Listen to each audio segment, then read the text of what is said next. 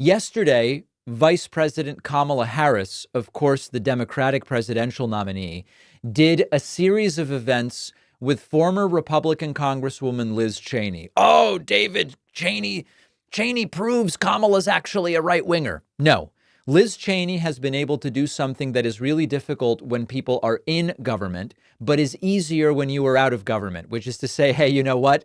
I'm going to put my party aside for a second. And even though I have an R next to my name and Trump has an R next to his name nominally, I am going to vote for what is best for the country. Liz Cheney and Kamala Harris don't agree on policy. Liz Cheney is disgustingly anti-choice. Kamala Harris is pro-choice. On economics, they couldn't be more different. I could go on. But Liz Cheney has decided it's better for the country, and of course she believes it's better for her party long term if Donald Trump doesn't win in November. So Maria Shriver hosted an event with Liz Cheney and Kamala Harris. Liz Cheney said something super interesting. You know how we've heard of these secret Trump voters? Oh, I know that Trump is best for the country, but my family's all Bernie supporters, so I can't tell them. So I'm going to secretly vote for Trump. Okay, I mean, maybe that exists, but Liz Cheney is suggesting that there's something else, which is that there are Republicans sick and tired of Trump and that they can quietly go and vote for Kamala Harris. They don't have to tell anyone. And Liz Cheney believes that there are millions of Republicans who will do this on November 5th. And so I think that we are facing a choice in this election. It's not about party. It's about right and wrong. And I certainly have many Republicans who will say to me, I can't be public. They do worry about a whole range of things, including violence, but they'll do the right thing. And I would just remind people, if you're at all concerned, you can vote your conscience and not ever have to say a word to anybody. And there will be millions of Republicans who do that on November 5th. Now, a fair criticism is Liz Cheney lost a Republican primary in Wyoming by 30 points. She has no idea how Republicans are planning to vote. But I don't think that that would be a totally fair criticism because I think she knew she was going to lose. She knew exactly how Republicans were going to vote in Wyoming after she was targeted by Donald Trump. You don't have to tell your partner. You don't have to tell your kids. You don't have to tell your parents. You don't have to tell your coworkers how you voted. They can't find out. They don't have access to that information. So maybe she's right. And it's interesting that she is saying this is a phenomenon. I don't think she would make it up. She's in touch with Republicans. I think she probably has a sense of it. Whether it's millions, I don't know.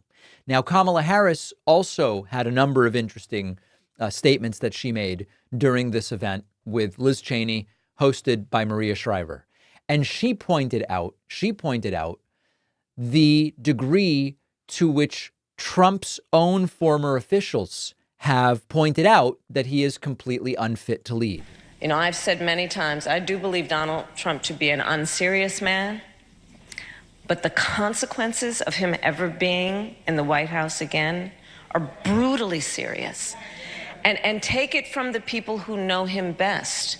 His former chief of staff when he was president, 2 former defense secretaries, his national security advisor, and of course his vice president, who have all in one way or another used the word that he is unfit to be president again and is dangerous.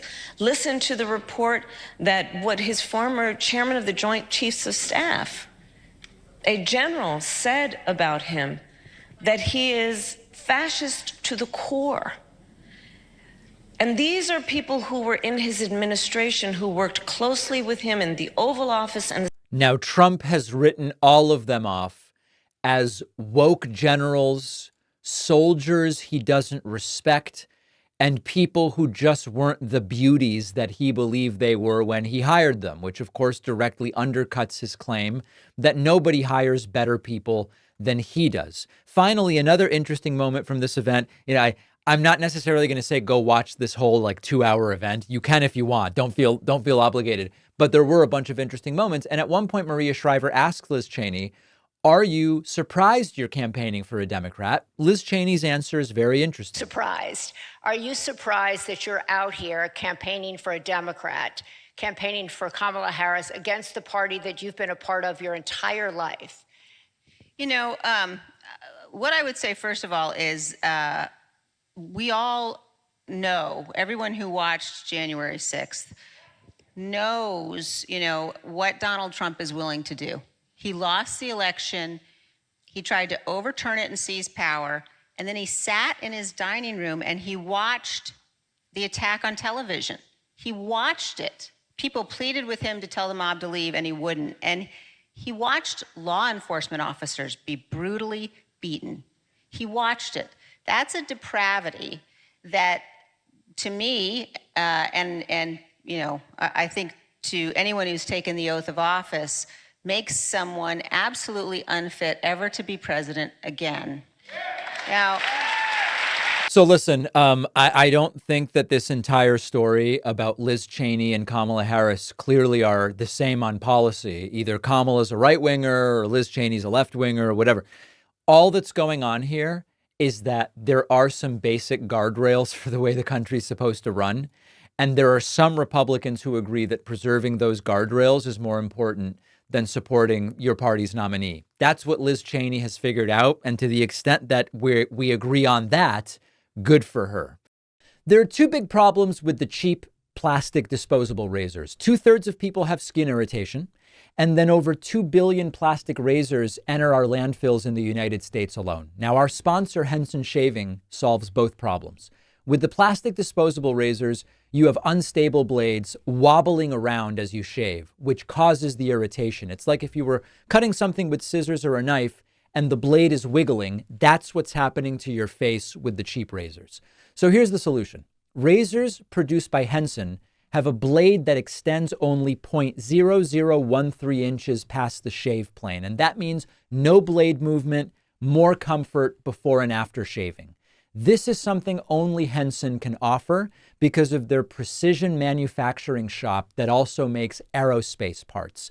Plus, the only part that you replace is the blade itself. The razor will last you a lifetime. Better for your wallet, much better for the planet.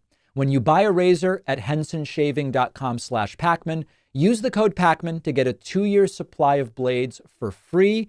Make sure to add the blades to your cart. The link is in the description.